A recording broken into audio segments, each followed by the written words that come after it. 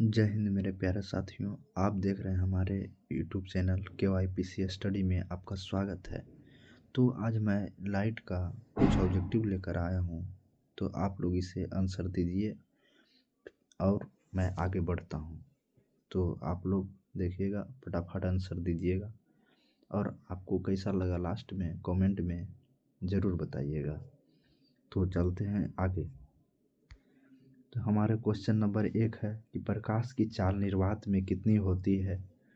आप लोग आंसर दीजिए फटाफट कि प्रकाश की चाल निर्वात में कितनी होती है।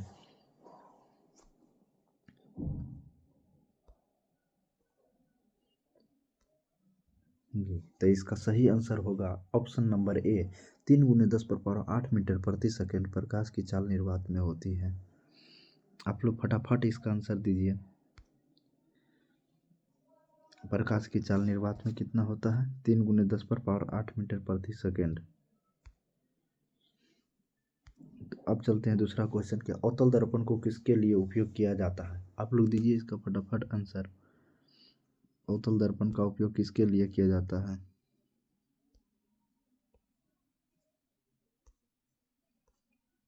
इसका आंसर आप लोग फटाफट बताइए।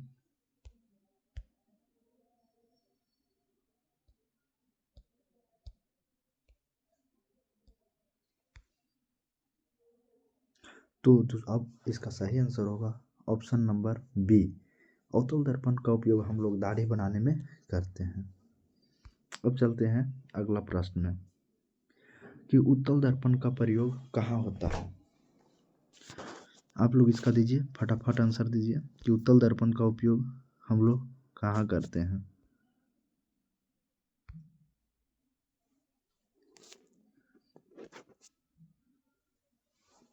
आप लोग बताइए उत्तल दर्पण का प्रयोग कहाँ किया जाता है। तो इसका सही आंसर होगा ऑप्शन नंबर सी, उत्तल दर्पण का उपयोग वाहन का रियर व्यू मिरर में होता है, यानी उत्तल दर्पण का उपयोग साइड मिरर के रूप में होता है।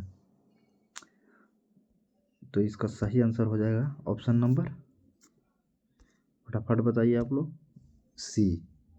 ऑप्शन नंबर सी इसका सही आंसर हो जाएगा। अब चलते हैं अगला प्रश्न में। प्रश्न नंबर 4 है कि दर्पण का फोकस किस इकाई में मापा जाता है। यानी दर्पण का जो फोकस होता है हम किस इकाई में मापते हैं। तो इसका आप लोग आंसर दीजिए फटाफट। तो इसका सही आंसर हो जाएगा कि ऑप्शन दर्पण का फोकस हम मीटर में भी माप सकते हैं और सेंटीमीटर में भी माप सकते हैं। इसका आंसर सी होगा। अब चलते हैं अगला प्रश्न में।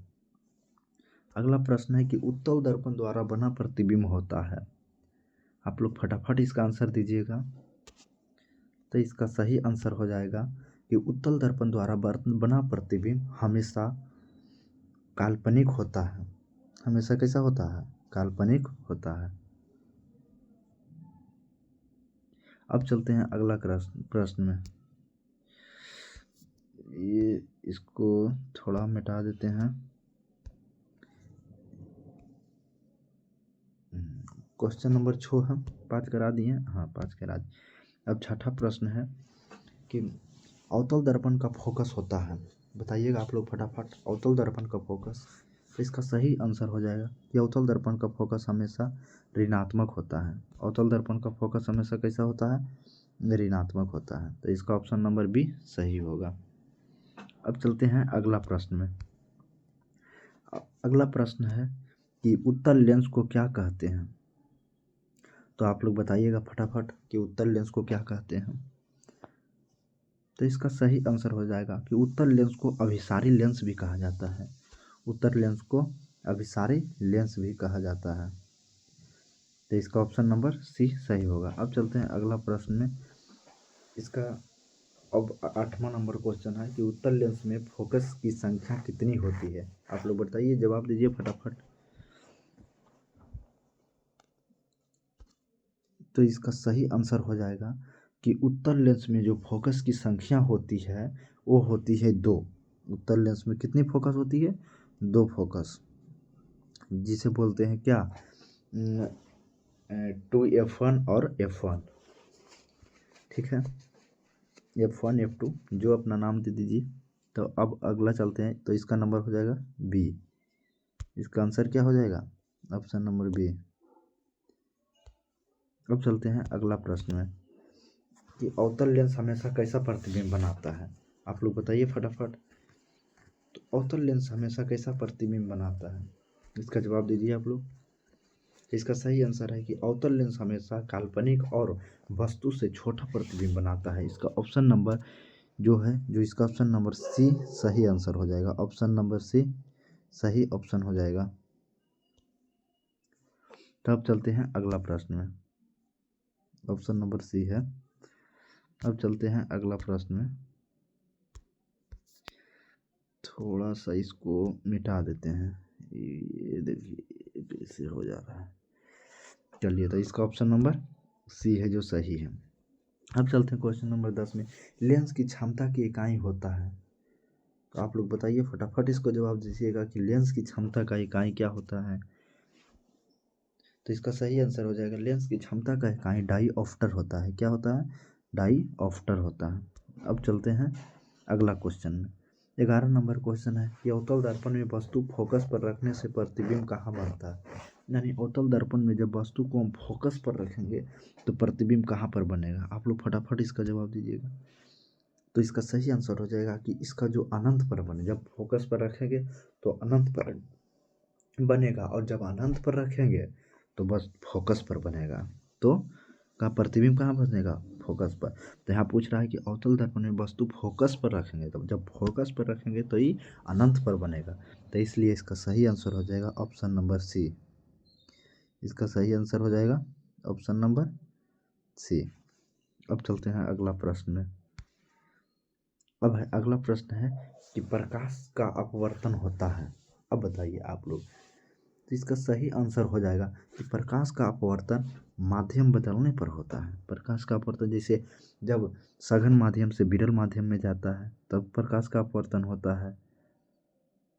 जब जब जब जब विरल माध्यम से फिर सघन माध्यम, यानी जब अपना माध्यम को बदलिएगा तभी तभी अपवर्तन होगा, या बिना माध्यम को नहीं बदलिएगा तो परिवर्तन होगा ही नहीं, सॉरी अपवर्तन। तो अब चलते हैं अगला प्रश्न में कि जल का अपवर्तनांक लगभग कितना होता है? यानी जल का अपवर्तनांक कितना होता है? आप लोग इसका फटाफट ये सब जानते हैं कि जल का अपवर्तनांक कितना होता है। तो इसका सही आंसर हो जाएगा बी 1.33 होता है। जल का अपवर्तनांक 1.33 होता है। अब चलते हैं अगला प्रश्न में 14 नंबर कि कांच का अपवर्तनांक कितना होगा? ये भी आप लोग बताइए फटाफट कि कांच का अपवर्तनांक कितना होगा। तो इसका सही आंसर हो जाएगा ऑप्शन नंबर सी 1.5। अब चलते हैं अगला प्रश्न में कि अधिक अपवर्तनांक वाला माध्यम कहलाता है। बताइए फटाफट कि अधिक अपवर्तनांक वाला माध्यम को क्या कहते हैं? तो इसका सही आंसर हो जाएगा कि सघन माध्यम। अधिक अपवर्तनांक वाले माध्यम को कहते हैं सघन माध्यम। क्या कहते हैं? सघन माध्यम। तो और कम अपवर्तनांक वाले माध्यम को कहते हैं विरल माध्यम, अधिक अपवर्तनांक वाले माध्यम को कहते हैं सघन माध्यम। आप लोग देखते जाइए फटाफट, एकदम आंसर देते जाइए, हम आगे बढ़ते जाते हैं। प्रकाश का विचलन किस लेंस में अधिक होता है? आप लोग इसका जवाब दीजिए फटाफट कि प्रकाश का विचलन किस माध्यम में अधिक होता है। तो प्रकाश का विचलन, इसका सही आंसर होगा ऑप्शन नंबर सी। प्रकाश का विचलन अवतल में भी होता है और उत्तल में भी होता है। अवतल में भी होता है और उत्तल में भी होता है। अब चलते हैं अगला प्रश्न में। मानव आँख में कौन सा लेंस होता है? ये तो सब लोग जानते होंगे, तो इसका जवाब दीजिए फटाफट कि मानव आँख में कौन सा लेंस होता है। तो इसका सही आंसर होगा कि मानव की आँख में उत्तल लेंस होता है। मानव की आँख में उत्तल लेंस होता है। चलिए अब आगे बढ़ते हैं। निकट दृष्टि दोष को ठीक किया जा सकता है। निकट दृष्टि दोष को, जो व्यक्ति को निकट दृष्टि दोष है उसको मतलब ठीक करने के लिए, उसका उपचार करने के लिए कौन सा लेंस की आवश्यकता होती है? आप लोग दीजिए इसका जवाब फटाफट। तो निकट दृष्टि दोष के लिए अवतल लेंस की आवश्यकता होती है। अवतल लेंस की आवश्यकता, इसमें आप लोग कंफ्यूज कीजिएगा। तो देखिए दूर दृष्टि दोष के लिए उत्तल लेंस की आवश्यकता होती है। जिस व्यक्ति को दूर दृष्टि दोष है ना, तो उसको, इसमें आप देखिए एक दो फैक्ट बताते हैं कि जिस व्यक्ति को दूर दृष्टि दोष है उसे दूर वाली वस्तु ही देखेगा, निकट वाली वस्तु नहीं देखेगा। और जो व्यक्ति को निकट दृष्टि दोष है उसको निकट की वस्तु दिखेगा और दूर की वस्तु नहीं दिखेगा। तो निकट दृष्टि दोष को दूर करने के लिए अवतल लेंस का प्रयोग करेंगे और दूर दृष्टि दोष को दूर करने के लिए उत्तल लेंस का प्रयोग करेंगे। तो आप लोग समझ गए। तो अब आगे बढ़ते हैं। क्वेश्चन नंबर 19 है। देखिए आगे ये भी क्वेश्चन कि दूर दृष्टि दोष में समस्या होती है। अब बताइए कि जब जिस व्यक्ति को दूर दृष्टि दोष रहेगा उसको कौन सी समस्या उत्पन्न होगी? तो पास देखने में, यानी दूर दृष्टि दोष है तो दूर वाली वस्तु दिखेगी लेकिन पास वाली नहीं दिखेगी। तो ये पूछ रहा है दूर दृष्टि दोष में कौन सी समस्या होगी?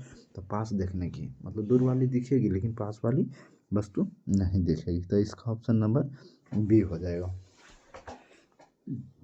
अब चलते हैं अगला प्रश्न में। क्वेश्चन नंबर 20 है कि दूर दृष्टि दोष को ठीक किया जा सकता है। देखिए आप लोग को मैंने पहले ही बता दिया कि जब दूर रहेगा तो उत्तल लेंस, निकट रहेगा तो अवतल लेंस, यानी दो के लिए तीन। देखिए यहाँ पर कितना शब्द है? दो, तो दो के लिए तीन। और रहता है वहाँ कि निकट। रुकिए 1 मिनट, यहाँ देखिए मैं डाल निकट की वस्तु जब रहेगा, निकट की वस्तु को देखना रहेगा, निकट की वस्तु को देखना रहेगा तो किसका प्रयोग करेंगे? अवतल लेंस का। किसका? अवतल लेंस का। और जब दूर की वस्तु देखना रहेगा तो किसका उपयोग करेंगे? उत्तल लेंस का। तो इसका सही आंसर हो जाएगा ऑप्शन नंबर बी कि दूर दृष्टि दोष को दूर करने के लिए उत्तल लेंस का प्रयोग करते हैं। तो अब हम अगला प्रश्न में चलते हैं, तो इसका सही आंसर हो जाए ऑप्शन नंबर बी। अब चलते हैं अगला क्वेश्चन है, प्रकाश का परावर्तन किस नियम पर आधारित है? अब बताइएगा प्रकाश का परावर्तन किस नियम पर आधारित है? न्यूटन के नियम, स्नेल के नियम, परावर्तन के नियम या ओम के नियम? तो आप लोग बताइए, इसका जवाब दीजिए फटाफट कि स्नेल प्रकाश का परावर्तन किस नियम पर आधारित है। तो इसका सही आंसर हो जाएगा ऑप्शन नंबर सी। इसका सही आंसर हो जाएगा कौन सा? ऑप्शन नंबर सी, प्रकाश के प्रवर्तन के नियम पर। इसका ऑप्शन नंबर ये हो जाएगा, प्रकाश के प्रवर्तन के नियम पर आधारित है। तब हम चलते हैं अगला क्वेश्चन में। क्वेश्चन नंबर 22 है कि आपतित कोण और प्रवर्तन कोण होते हैं, मतलब आपतित कोण और प्रवर्तन कोण होते हैं किसके बराबर होते हैं? या अलग होते हैं, या शून्य होते हैं, या अनंत होते हैं? तो इसका सही आंसर होगा कि आपतन कोण बराबर अपवर्तन कोण, यानी आपतन कोण, जैसे ये आपको बताते हैं, आपतन कोण बराबर क्या होता है? परावर्तन कोण। जैसे ये समतल सतह है, ये क्या है? समतल सतह है। ये अभिलंब डाल दिए हैं, इधर से आ रही प्रकाश की किरणें परावर्तक सतह पर यहाँ टकराएगी और पुनः यह लौट जाएगी। तो ये हो जाएगा आपका क्या? जब तीनों आपतित किरण, अपवर्तित किरण और अभिलंब तीनों एक पर मिलते हैं तो उसे ही क्या कहते हैं? प्रवर्तक सतह ही हो जाता है। यही कोण अभिलंब और आपतित किरण के बीच को कोण को आपतित कोण कहते हैं। अभिलंब और परावर्तित किरण के बीच को कोण को प्रवर्तन कोण कहते हैं। कौन सा कोण कहते हैं? परावर्तन कोण कहते हैं। तो ये हो गया, इसे आई से सूचित किया जाता है और ये कोण को आर से सूचित किया जाता है। ये कोण को आर से सूचित किया जाता है, परावर्तन कोण को। इसको मिटाते हैं थोड़ा, उसके बाद बताते हैं। परावर्तन कोण को सूचित इसलिए एंगल आई बराबर एंगल आर होता है। Angle I is equal to angle R होता है। यही हो गया कि आपतन कोण बराबर परावर्तन कोण होता है। आपतन कोण बराबर परावर्तन कोण होता है। तो इसका सही आंसर हो जाएगा ऑप्शन नंबर ए, बराबर होता है। ठीक है, अब चलते हैं अगला प्रश्न में कि लेंस का सूत्र क्या होता है। तो लेंस का सूत्र क्या होता है आप लोग बताइएगा। ऑप्शन है 1/f बराबर 1/v प्लस 1/u, या f बराबर v माइनस u, या v बराबर u बराबर v प्लस f, या v बराबर u प्लस f। आप लोग दीजिए इसका जवाब फटाफट। तो इसका सही आंसर हो जाएगा कि लेंस सूत्र होता है कि 1/f बराबर 1/v प्लस 1/u। अब देखिए ये वाला कौन ऑप्शन में है, वही होगा इसका आंसर। तो इसका सही आंसर है ऑप्शन नंबर ए। क्या होगा? Option number A. तो आप लोग देख लीजिए जिस ऑप्शन में है इसका सही आंसर है ऑप्शन। अब है क्वेश्चन नंबर 24 है आवर्धन का सूत्र होता है। तो आप लोग भी जानते होंगे कि आवर्धन का सूत्र क्या होता है। आवर्धन को एम से सूचित किया जाता है। आवर्धन को एम से सूचित किया जाता है। एम बराबर क्या होता है आप बताइए। आवर्धन का सूत्र एम बराबर वी बटा यू, एम बराबर यू बटा वी, एम बराबर एफ बटा वी, एम बराबर एफ बटा यू। तो आप लोग इसका सही जवाब दीजिएगा।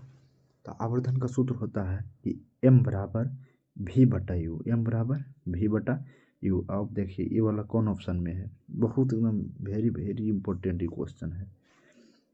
तो इसका ऑप्शन नंबर ए सही हो जाएगा। ऑप्शन नंबर ए बिल्कुल सही हो जाएगा। तो आप लोग देख लीजिएगा ये क्वेश्चन सही है। अब चलते हैं अगला प्रश्न में कि उत्तल लेंस का फोकस होता है। आप लोग इसका भी जवाब फटाफट दीजिए। उत्तल लेंस का फोकस होता है धनात्मक होता है, ऋणात्मक होता है, शून्य होता है या अनंत होता है। तो उत्तल लेंस का फोकस हमेशा धनात्मक होता है। उत्तल लेंस का फोकस हमेशा क्या होता है, धनात्मक होता है। अब चलते हैं अगला प्रश्न में कि अवतल लेंस की क्षमता होता है। तो अवतल लेंस का क्षमता कैसा होता है, धनात्मक होता है, ऋणात्मक होता है। अभी पूछा था क्या उत्तल लेंस की क्षमता, तो धनात्मक होता है। अब पूछ रहा है अवतल लेंस की क्षमता, तो आप लोग बताइए फटाफट इसका जवाब। तो उत्तल लेंस की क्षमता धनात्मक और अवतल लेंस की क्षमता ऋणात्मक होता है। अब चलते हैं अगला प्रश्न। उत्तल दर्पण का फोकस होता है। अब बताइए लेंस में पूछा उत्तल लेंस के धनात्मक, अवतल लेंस के ऋणात्मक और उत्तल दर्पण का पूछ रहा है। तो उत्तल दर्पण का आप लोग बताइए फटाफट कि उत्तल दर्पण का फोकस होता है। तो इसका सही आंसर होगा ऑप्शन नंबर बी, उत्तल दर्पण का फोकस धनात्मक होता है। अब देखिए आप लोग उत्तल दर्पण का फोकस धनात्मक होता है। अब चलते हैं अगला प्रश्न में 28 नंबर कि दर्पण का आवर्धन होता है। आप लोग बताइए फटाफट दर्पण का आवर्धन होता है हमेशा धनात्मक, हमेशा ऋणात्मक, दोनों या शून्य। आप लोग बताइए फटाफट। तो इसका सही आंसर हो जाएगा धनात्मक भी होता है और ऋणात्मक भी होता है। तो इसका सही ऑप्शन नंबर सी हो जाएगा। अब चलते हैं अगला प्रश्न। प्रकाश किस तरंग का उदाहरण है। आप लोग बताइए फटाफट। आंतरिक, अनुदैर्ध्य, अनुप्रस्थ या ध्वनि। प्रकाश किस तरंग का उदाहरण है आप बताइएगा फटाफट। इसका सही आंसर हो जाएगा ऑप्शन नंबर सी, प्रकाश एक अनुप्रस्थ तरंग है। प्रकाश कैसा तरंग है, प्रकाश एक अनुप्रस्थ तरंग है। तो इसका ऑप्शन नंबर सी सही हो जाएगा। अब चलते हैं अगला प्रश्न। सूर्य से पृथ्वी तक प्रकाश पहुंचने में कितना समय लगता है आप लोग बताइएगा इसका आंसर फटाफट। तो इसका सही आंसर होगा ऑप्शन नंबर बी, 8 मिनट। कितना लगता है सूर्य से पृथ्वी तक पहुंचने में 8 मिनट लगता है। अब चलते हैं अगला प्रश्न। चलिए इतना ही है। तो आप और आगे मिलते हैं अगले वीडियो में, और कुछ लाइट का ऑब्जेक्टिव बचा हुआ है उसको लेकर आएंगे और सभी एक साथ हम करवा देंगे। फटाफट रिवीजन के लिए डेली जुड़िए और हमारे चैनल को सब्सक्राइब कीजिए। आप लोग डेली जुड़िए, डेली हम लाएंगे ऑब्जेक्टिव। थैंक यू, धन्यवाद।